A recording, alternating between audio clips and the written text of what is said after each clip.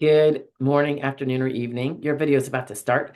I wanted to remind you of our newer Wednesday, 1 p.m. live stream Q&A on all things Social Security. Visitors are welcome to post a question in the chat, and I'll do my best to answer it. It's on a first come, first serve basis, so please get there on time. Otherwise, if you care to be a member and get some different kinds of perks, feel free to click the join button below or just click it to learn about them. Anyway, I hope to see you Wednesday. If not, enjoy the video. Bye now. Good morning. Wanted to go over the question, if I am treated by a chiropractor, will those records be able to get me disability? And the more succinct way of putting it is, will they be enough to prove under the law that I'm disabled? Kind of a loaded question, but there's some really objective things that you have to know to recognize where chiropractic records are going to not provide you the service that you need legally.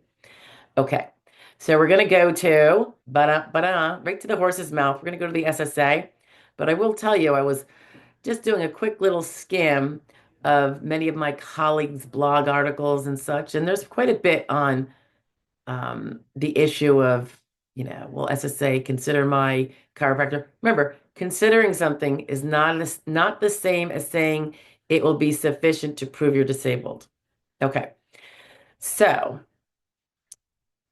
and they all agree. I mean, this is almost like SSD 101, this question.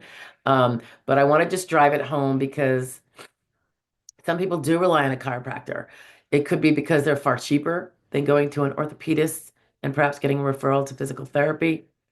Um, there might be more of them available. I know sometimes getting a specialist in the MD or DO field is very, very difficult. Um, I mean, I live in an area where there's lots of, I mean, I have two hospitals within like 5 miles of me, and it's really hard to get specialist appointments. Nonetheless, even though I feel like we have Medical Alley 1, 2, and 3, um, on either side of me. Like there's tons of medical offices. It's just that there's, I guess, the population, I don't know, is this too significant? Um, but in any event, you have to have evidence of diagnoses from acceptable medical sources. I know I did a video on um, AMSs before, acceptable medical sources, AMS.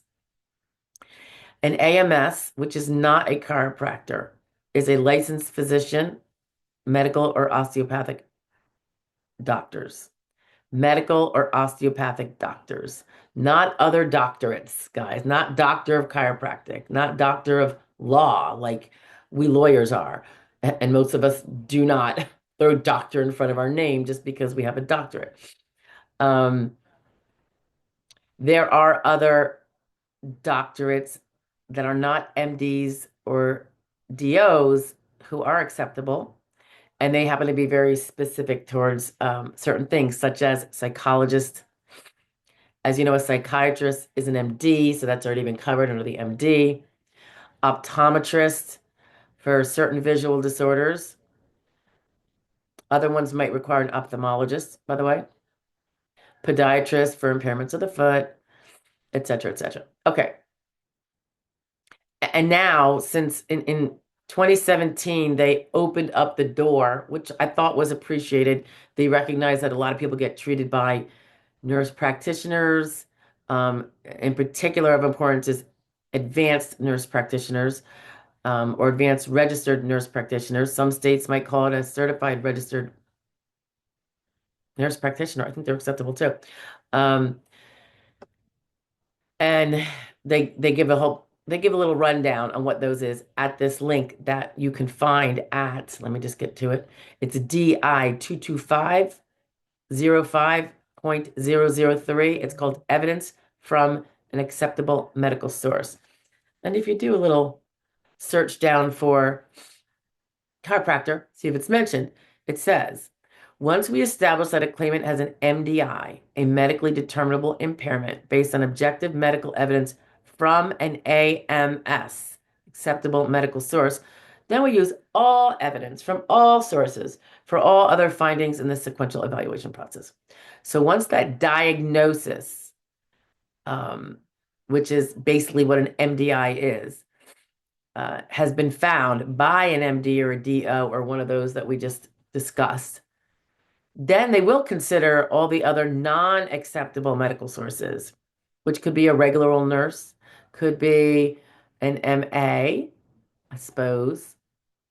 Um, Although I'm not really reading down to find out if an MA would count. Um, you know, a chiropractor, a social worker in the mental health field, a um, I was going to think of a different, like an acupuncturist. Again, these are not medical doctors. They can't give the diagnosis and get you where you need to be. They go on to say that medical sources who are not AMS, such as a chiropractor, but are legally permitted to provide health care, such as naturopaths, chiropractors, and therapists, um, would be considered these other non-AMS sources. They also go on to include, so this is other sources that can be considered, but they are not even medical. Now, the chiropractors in them is a medical source. It's just not an acceptable medical source, acceptable for the purpose of diagnosing an MDI. Then you have non-medical sources, just to touch on these, such as educational personnel, teachers, counselors, early intervention team members, developmental center workers, and daycare workers, public and private social welfare agency personnel, and relatives, mom, dad, brother, sister, parents, friends, caregivers, neighbors, past employers, and clergy. Those are all non-medical sources.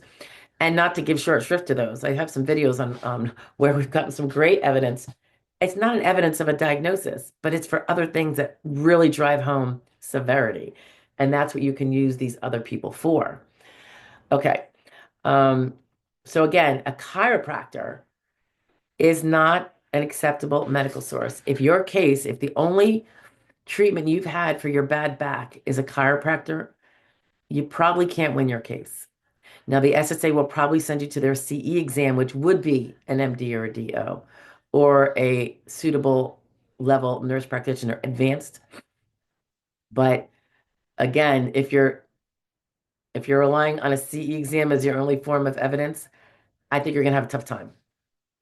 Vast majority. That would be even if you're in the grids, guys, because remember the grids, you still got to produce the evidence of the medical. All right. Um,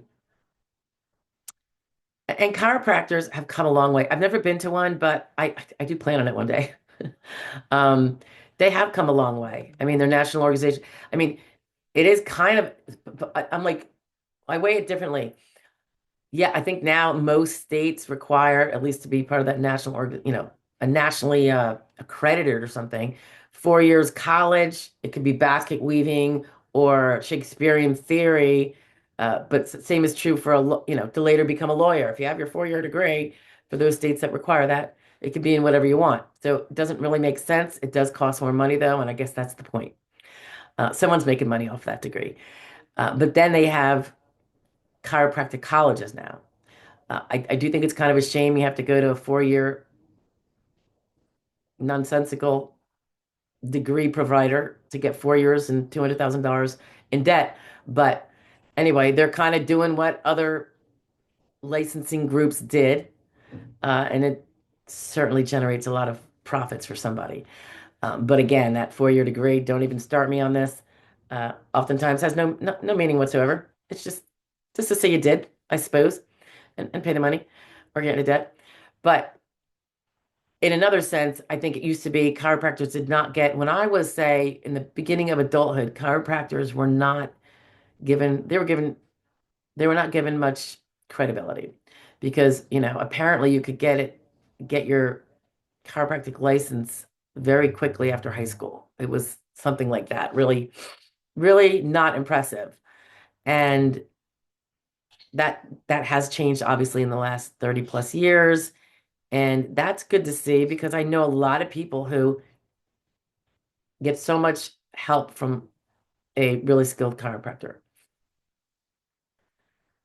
So this is nothing against chiropractors at all. It's just that the law says they're not acceptable medical sources to be diagnosing medical conditions for the purpose of evidence in an SSA case. They might be able to do it for something else. I have no idea. Okay, that's not my pay grade. So, if you are relying on a chiropractor and you say, why should I go to an orthopedist? Because I got a chiropractor. Because they're not the same. They're not the same. Um, they're not the same. And all I have to do is rely on the fact that the law holds them differently, which means one cannot win your case and one could if the shoe fits. One is barred from doing that. Um, so I typically recommend, as a general rule, guys, doesn't mean any of you, um, but when I have clients, and this tends to be where I am, if they're going to chiropractic and that's it, I'm like, you got to go to an ortho. Sometimes it's a neurologist. It depends what their symptoms are, but they and their specialist can figure that out, and possibly their PCP. Um, I don't think a PCP, some people just want to go to their primary care for everything. And I'm like, if you have a problem that you say is keeping you out of work, it's probably severe enough that you would consider going to a specialist because it's altering your entire way of life. It's making you broke. Your quality of life is different, your everything is different.